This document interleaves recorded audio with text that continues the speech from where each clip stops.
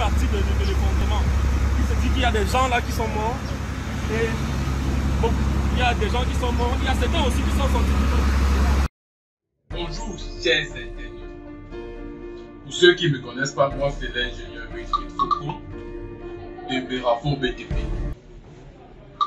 Au vu de notre expérience dans le domaine de la construction en Afrique, plus précisément au Cameroun, nous pouvons affirmer avec exactitude que les pauvres sont responsables de l'effondrement des bâtiments en Afrique et n'ont donc pas le droit de construire.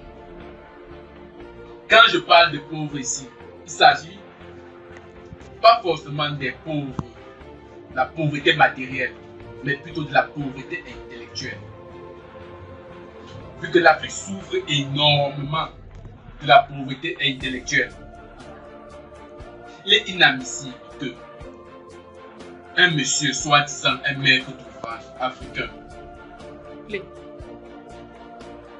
la pauvreté intellectuelle, il est inadmissible qu'un maître d'ouvrage africain a pour projet de construire un bâtiment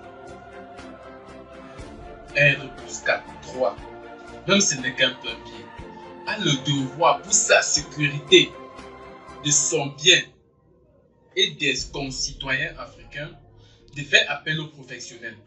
C'est ça que nous appelons ici la pauvreté intellectuelle.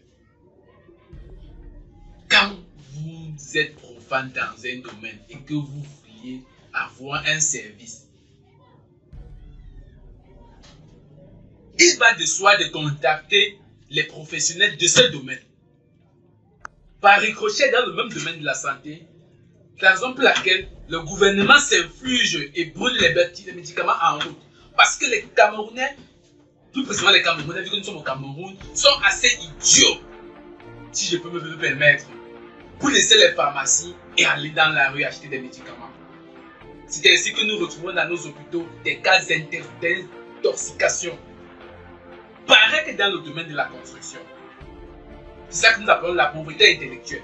Vu que vous ne pouvez pas avoir pour ambition, pour projet de construire un bâtiment R+2, 3, 4.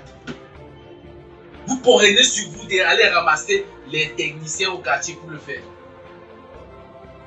Là, dernièrement, un R+7 s'est écroulé.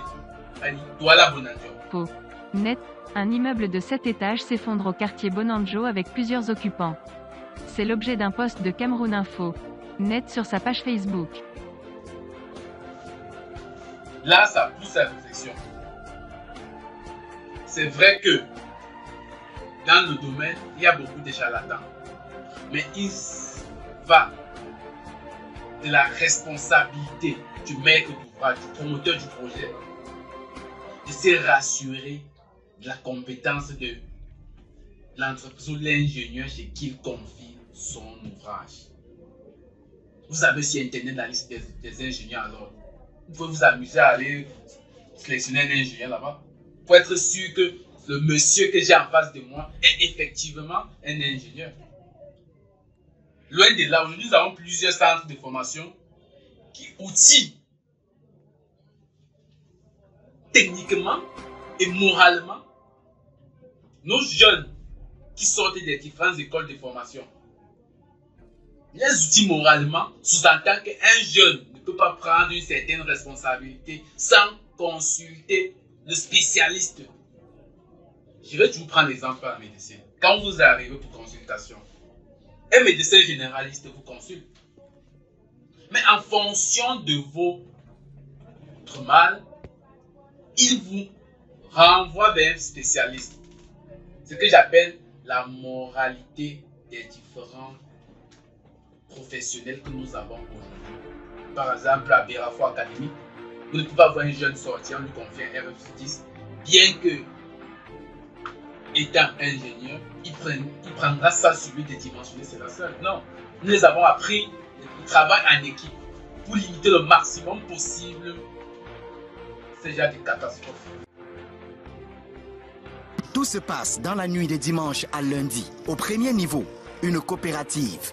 Et en dessous, un restaurant. La chute de l'immeuble fait un mort et des blessés graves. C'était tout pour aujourd'hui. Merci.